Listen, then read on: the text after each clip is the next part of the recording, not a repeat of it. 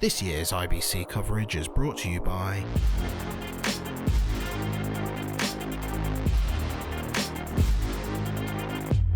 Hi, and welcome to IBC 2024. We're here at the Adobe booth. My name is Francis Crossman. I'm the Principal Product Manager of Premiere Pro. And today I'm going to talk to you about our new Properties panel and a refreshed UI. So let's get into it.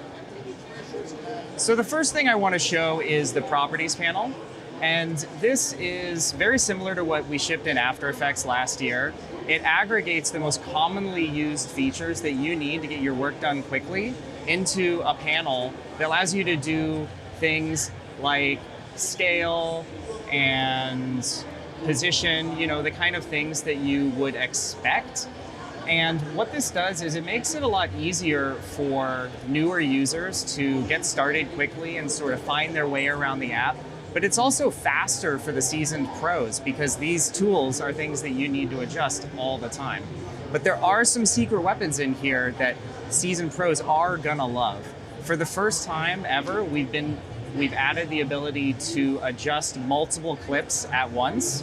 So here I am, I selected all the clips on my timeline. Let me just hit Command A to get everything. And I can do things like scale. I can scale everything all at the same time. And now you'll notice that everything on my timeline has been scaled down by that same amount. I'm gonna hit undo because, who would want to do that for real? The other thing that people have been asking for again and again is crop. They want to have crop as an intrinsic effect, which means that it's available on every single clip without having to go and add the crop effect to your clip. So let me show you how that works. So I'm gonna select my video here, and you'll notice that we've got crop available right here. So if I want to bring in the top and bottom to do like a CinemaScope kind of widescreen effect, now you notice that I've got crop applied to every effect, every clip on my sequence. And so this is just a really nice time savings. You'll notice how these two clips right here are the wrong size. I can quickly just hit fill or fit, and these are just going to automatically adjust those to the size of my sequence. And so you kind of get the sense that this just feels right at home. These are the kind of tools that really should be at your fingertips all the time, and this just makes sense. But if you need to go deeper, the tools like Lumicolor or Essential Sound are just one click away. So let me show you where to find those. So if I want to adjust color, I can click on the overflow menu here, and you can see that I've got some options. Adjust color, I can browse for stock or graphics. Let me hit color, and then this brings up the Lumicolor panel, and you can do all the color adjustments that you know and love.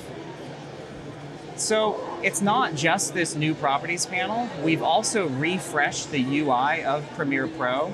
We're using the Adobe Spectrum design system, which means that we're going to be more consistent with other Creative Cloud apps. And it gives us 3 new appearance presets. And let me show you what those look like. So if I go into the preferences, into appearance, I have darkest, which I think most pros are going to like the most, dark, and then get ready for it, drum roll, a new light mode. Now, while this might not be the first choice for seasoned pros, there are folks out there, especially newer users, who like a light mode, or if you're working in a very light environment like a brightly lit office, this could help. And here's an option if it's your preference. One thing that I particularly like is this accessible color contrast mode. And this is definitely going to help folks who have diminished vision be able to see the UI much better. But I actually like it myself because I think it makes it a little bit crisper to see what you're looking at. So all of these updates are available in Premiere Pro Beta today. And we'd like you to try them out and give us your feedback.